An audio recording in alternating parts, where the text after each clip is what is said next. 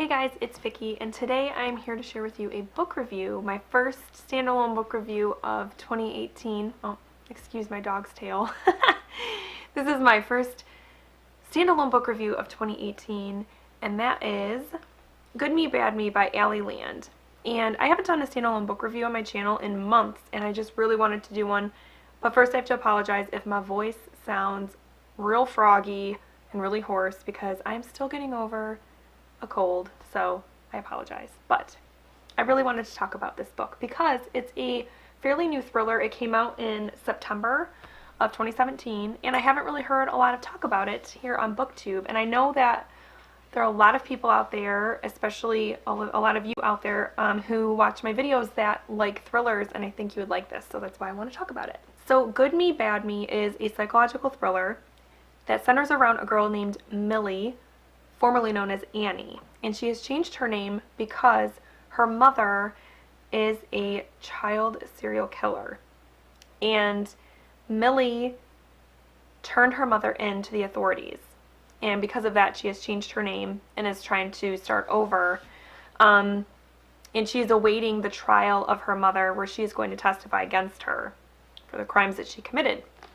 And she is living with her psychiatrist and his family, and basically just trying to start over. She's trying to live a normal life, and is finding it rather difficult because as much as she wants to be a good person, she feels like there is a lot more of her mother in her than she would like to admit. This book was pretty much everything that you would want in a thriller. It has a lot of twists and turns.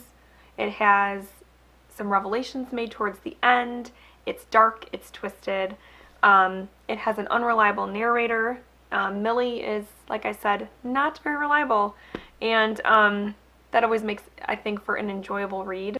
What I really liked about this book was the whole idea that Millie knew that her mother was a bad person, and knew that what her mother did was wrong. But to her, that was her life, and so she has this attachment to her mother. So during the entire read, she is thinking about her mom and missing her mom, but at the same time saying, like, you're a bad person and I need to separate myself from you. And that made it really interesting, like, psychologically.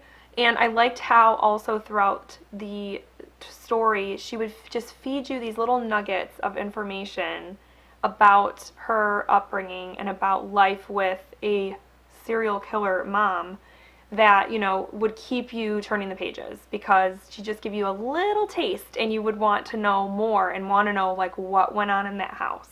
Overall, I really liked this book. There was only one issue I kind of had with it, and it was that it seemed like it seemed like Millie was telling the story, but that she was telling the story to her mother, which was sometimes confusing, because she would say you, and so you as the reader, you're like, what, who, me? And so you'd have to think, oh wait, no, she's talking about her mom. So sometimes that threw me out of the story, and I found it a little bit jarring, but was also kind of effective because it showed how affected Millie was by what her mother did to her growing up and stuff. So I'm just going to read like a little thing just to kind of show you what I mean, because I don't know if it's like, if I'm telling it right, but so, like, for example, she says here, the past few days haven't been good. A recurring dream about being on the stand, opening my mouth, but instead of words, a colony of bats flies out, screeching the truth. The shame of saying it out loud, of what I let you do to me, of what I let you do to them. I woke up this morning gasping for breath, the pillow game you used to play. So, like, I don't know, I always find that kind of just jarring when the writing is like that. For example, it was kind of like that in the book You by Carolyn Kepnes.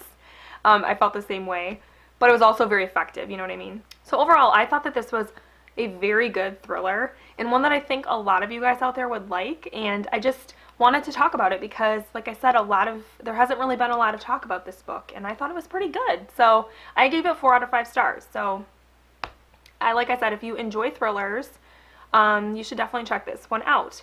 Before going into it, though, just know that there is talk in this book of child abuse and child murder. So if that's something that you know you would not like, then you might want to avoid this one. Okay guys, so that is my brief little review of Good Me, Bad Me by Allie Land. Like I said, it's a good one, and I think that if you like thrillers, you should definitely check it out. And once again, I apologize for sounding like I sound, because I sound really bad, and I'm sorry. So anyway guys, I hope that you're having a wonderful week, and I will talk to you soon. Thank you so much for watching. Bye.